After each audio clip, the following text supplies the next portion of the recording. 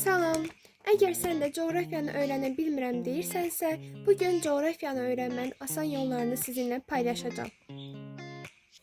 İlk növbədə coğrafiya demək xəritə deməkdir. Xəritələrlə dost ol. Hər hansı bir şey öyrəndikdə mütləq onu xəritə üzərində tətbiq elə. Hər gün müəyyən qədər obyektləri xəritə üzərində öyrən. Bunu kontur xəritələri işləməklə və yaxud da ki, internetdən müxtəlif xəritə oyunlarını oynamaqla öyrənə bilərsən. Həmçinin divar xəritələrini asmaqla hər gün oraya nəzər yetirsən, müəyyən qədər məlumatın olar. İkinci, coğrafiyanı kiçik hissələrə bölərək öyrən.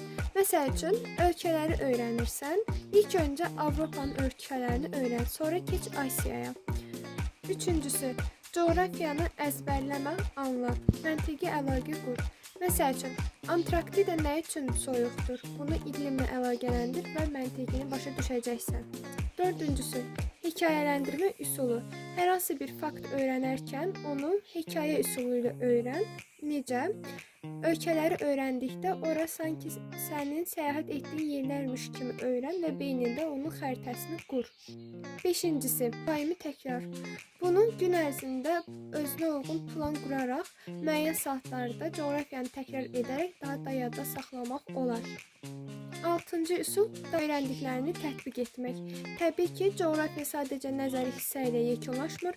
Öyrəndiklərini müəyyən mövzu testləri, sınaq testləri, ümumi sınaqlar olmaq şərti ilə işləyərək öyrəndiklərini tətbiq etmək daha yaxşı olar.